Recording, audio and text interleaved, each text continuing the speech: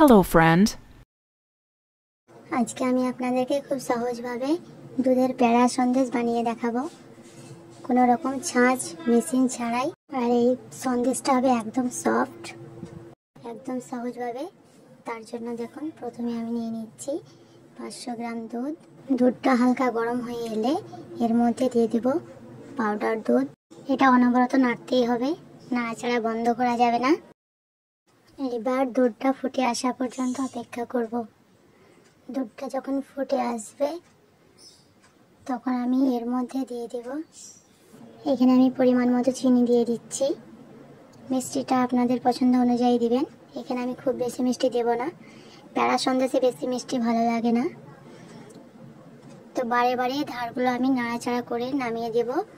এবার অল্প একটুকু আমি পানি নিয়ে এর মধ্যে 1 চামচ কর্নফ্লাওয়ার গুলে দিচ্ছি। কর্নফ্লাওয়ারটা দিলে খুব তাড়াতাড়ি দুধটা ঘন হয়ে আসবে।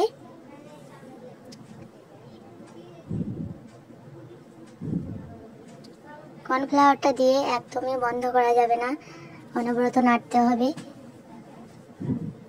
ধারে যে দুধগুলো লেগে থাকবে সেগুলো বারে বারে নামিয়ে দিতে হবে।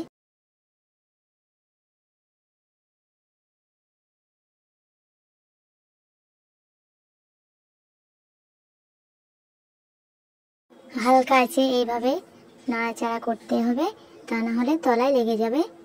তো এইভাবে জলীয় ভাবটা, যে দুধের মধ্যে যে পানিটা আছে সেটা একদম টেনে নেবে। এইভাবে করে আমি নাড়তে থাকবো। এবার এর মধ্যে আমি দিয়ে দিচ্ছি এলাচ গুঁড়ো। আবার নাড়াচাড়া করে আমি এটাকে শুকনো একটা ডোয়ে পরিণত করব।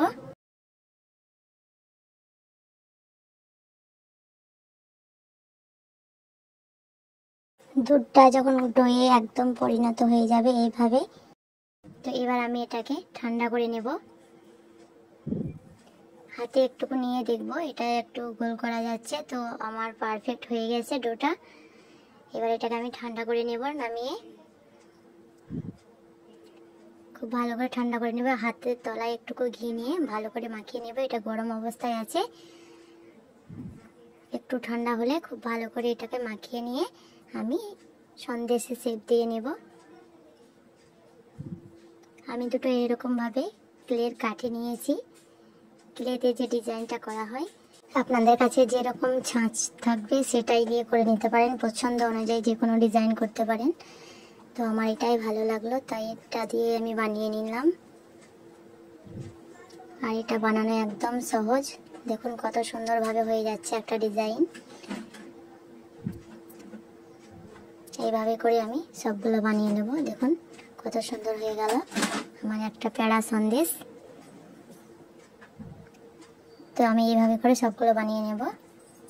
আমি আর একটা ডিজাইন করে আপনাদেরকে দেখাচ্ছি। একদম সহজভাবে আপনারা এই ডিজাইনটা যে কোনো একটা কাঠি দিয়েও করে নিতে পারেন, একদম সহজ, যে কেউ বানাতে পারবে। দেখুন কত সুন্দরভাবে ডিজাইনগুলো হয়ে যাচ্ছে। এবার এই ডিজাইনটার মধ্যে আমি একটা এইভাবে একটু ফুটো করে দেব, দেখতে আরও সুন্দর লাগছে। দেখুন কত সুন্দরভাবে আমার হয়ে গেল। সব পেড়া সন্দেশগুলো দেখতে অসাধারণ লাগছে। এবার এই সন্দেশগুলো আমি 1 ঘন্টার জন্য ফ্রিজে রেখে দেব। আপনাদের কাছে যদি এই পেড়া সন্দেশটা দেখতে ভালো লাগে তাহলে প্লিজ একটা লাইক করে দেবে, আর নতুন হয়ে থাকলে চ্যানেলটাকে সাবস্ক্রাইব করে দেবে।